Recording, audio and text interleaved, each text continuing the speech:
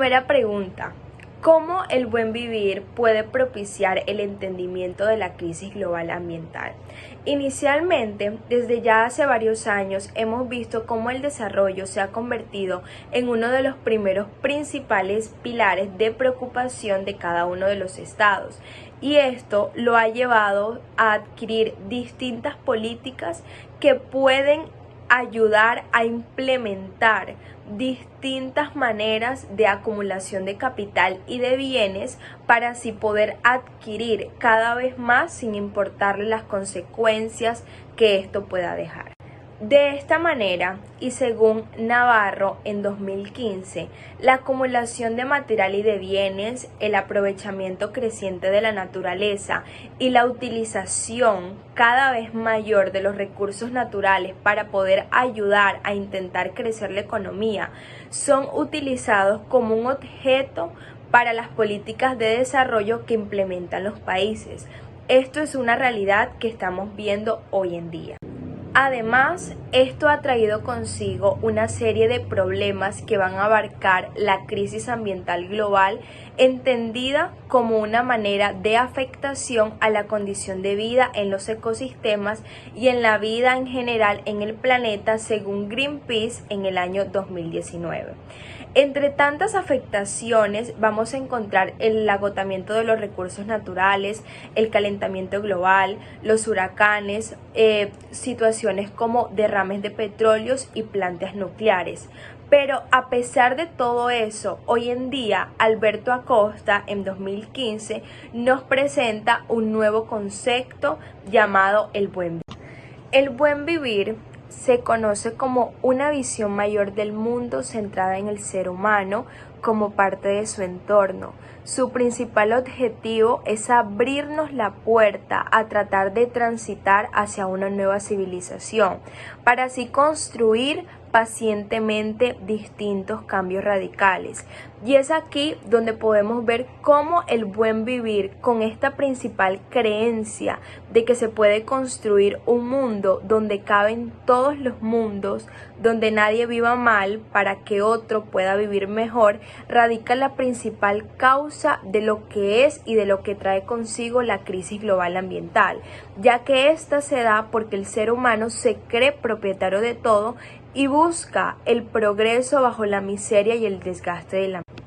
Tal y como lo dice Udinas en 2011, el buen vivir se va a apartar de todas esas ideas occidentales y de progreso y se va a construir en la vida, más específicamente en la vida de la naturaleza, para que se pueda vivir sin tener que dañar a los otros.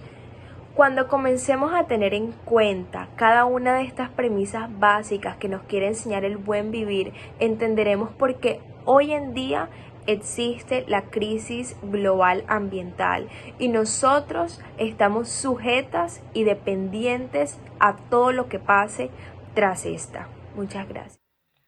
Bueno, ahora vamos con la segunda pregunta. Y bueno, la pregunta es, ¿pueden los movimientos sociales coadyuvar para evitar los extractivismos? Y bueno, la respuesta creo que se las voy a dar de manera que la entiendan. Entonces, hoy en día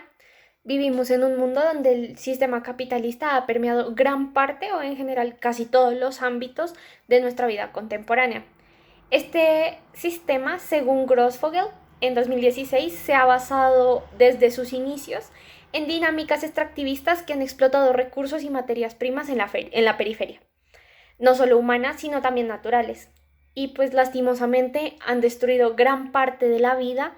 y la ecología planetaria. Por ello, de acuerdo con Revilla en 1996, múltiples sectores sociales han visto vulnerados gran parte de sus derechos y sus deberes. Y se han sentido asimismo excluidos en la manera como se gerencian los recursos y el entorno en el que vivimos, por lo que han creado diversos movimientos sociales que se han autoorganizado ciudadanamente en busca de un trato justo hacia nuestro entorno. Villarreal, en el 2020, por ejemplo, afirma que de ahí salen movimientos indígenas, ambientalistas, entre otros, que justamente se han vuelto como protagonistas de procesos de resistencia y lucha a favor de otras formas de desarrollo con más conciencia ambiental, que se caracterizan sobre todo por realizar protestas, bloqueos, ocupaciones,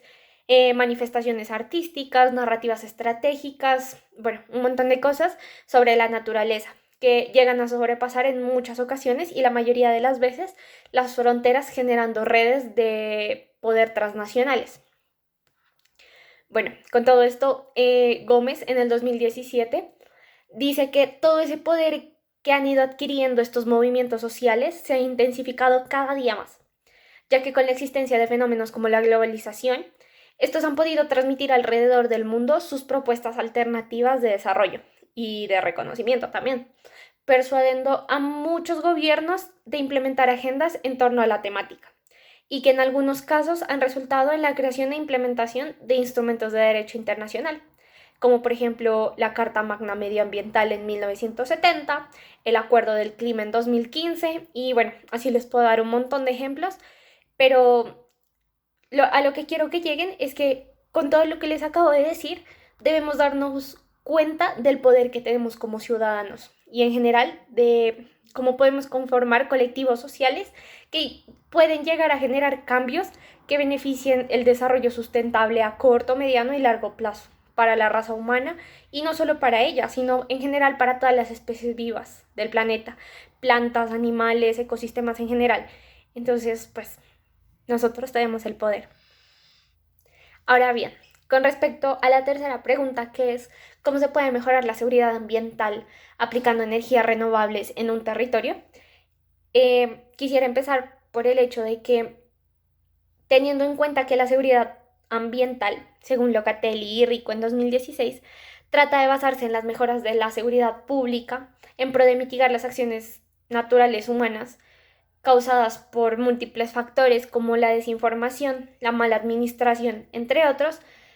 se observa cómo las energías renovables son un objetivo a largo plazo para los países inmersos en dinámicas extractivistas, justamente como para salir parcialmente de ellas.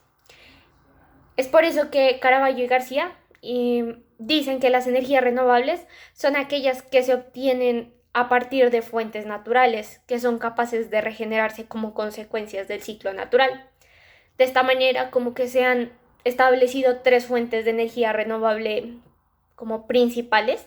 que es como la eólica, que es la que se obtiene del viento, la solar, pues, del sol, y la hidráulica, que se obtiene de fuentes de agua dulce. Con todo esto en mente, la implementación de este tipo de energías ayudaría en gran medida a mejorar los estándares de seguridad ambiental de cada país,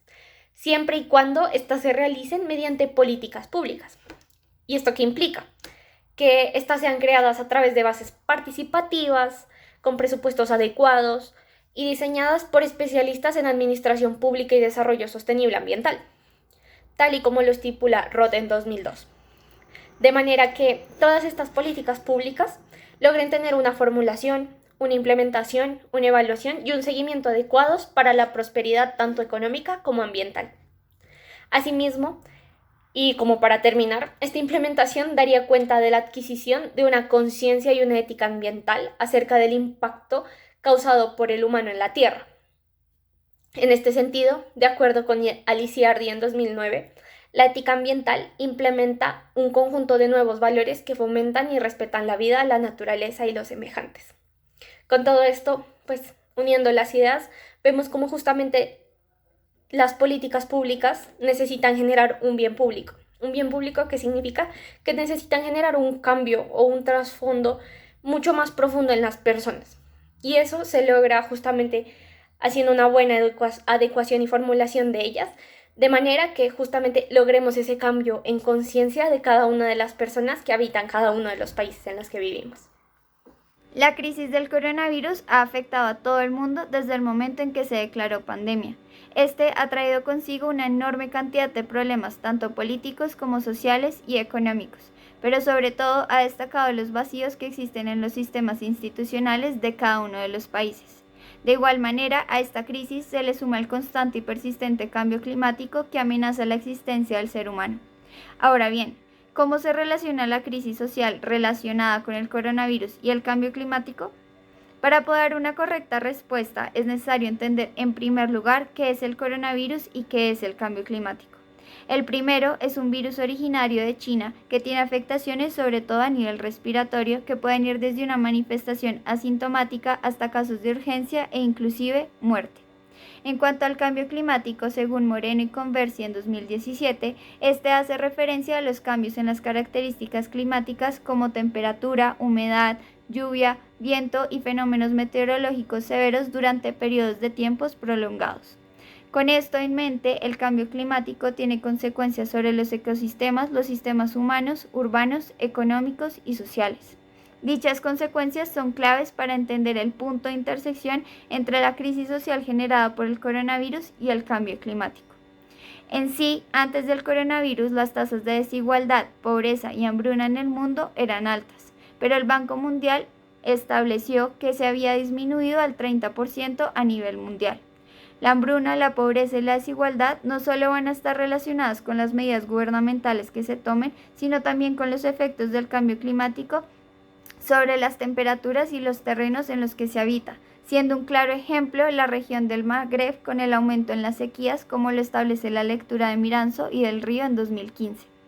Con el coronavirus y las medidas que se toman para prevenir la expansión de este, como la cuarentena estricta, las tasas de desigualdad, pobreza y hambruna aumentaron alrededor del mundo, creando de esta forma una crisis social. Según la revista Semana, en Colombia, la crisis del coronavirus incrementó las tasas de desempleo, así como la tasa de pobreza y desigualdad en un país que constantemente está luchando contra dichas problemáticas. Así es como se evidencia que el cambio climático o la existencia del cambio climático en un contexto de crisis social generado por el coronavirus ha tenido o ha generado incrementos en dichas tasas de desigualdad, pobreza y hambruna, así como generar una enorme crisis en la seguridad alimentaria. Otro punto a destacar es que para la contención, prevención y manejo del coronavirus, el sistema de salud alrededor del mundo ha tenido que implementar medidas para evitar el contagio que incluyen el uso de tapabocas no reutilizables. Como consecuencia, lo que se obtiene es una mayor producción de elementos médicos no reutilizables que terminan por causar un mayor impacto medioambiental al tener elementos contaminantes que resultan sobre todo en el océano. En otras palabras, la crisis social del coronavirus va de la mano del cambio climático, no solo porque este último tiene repercusiones directas sobre los sistemas sociales y humanos, sino también porque la misma crisis social crea dinámicas que empeoran los efectos del cambio climático, como la contaminación y la sobreproducción de los elementos médicos. Y es que efectivamente, como lo afirman Moreno y Conversi en 2017, el cambio climático es generado por un sobreconsumo humano que en este caso no se evidencia a partir de necesidades superficiales como lo sería la compra de ropa, sino a partir del sobreconsumo de elementos médicos para proteger la salud de los individuos. Por el contrario, se observa que así como hay consecuencias negativas por la relación entre ambos factores, también existen factores o efectos positivos sobre el medio ambiente, como la reducción de emisión de los gases de CO2 como consecuencia de las medidas de confinamiento, de cierre de fronteras, que evitan, por ejemplo, el uso o circulación constante de aviones. Esto, según la BBC, se dio a inicios de la pandemia. Empero, la BBC también destaca que dicho respiro es solo temporal, y es debido a la desaceleración económica, lo que significa que una vez se supere la crisis por el coronavirus, las emisiones del CO2 podrían volver a donde estaban previamente. En suma, se evidencia una relación o interseccionalidad entre la crisis social del coronavirus y el cambio climático, dado que uno de ellos es impulsado por las necesidades de contención del virus. Ahora, la pregunta con la que nos quedamos es: en una situación tan delicada como la actual, tanto a nivel nacional como internacional, ¿cuál de las dos problemáticas es más importante atacar? ¿O es necesario implementar medidas que ataquen a las dos al mismo tiempo?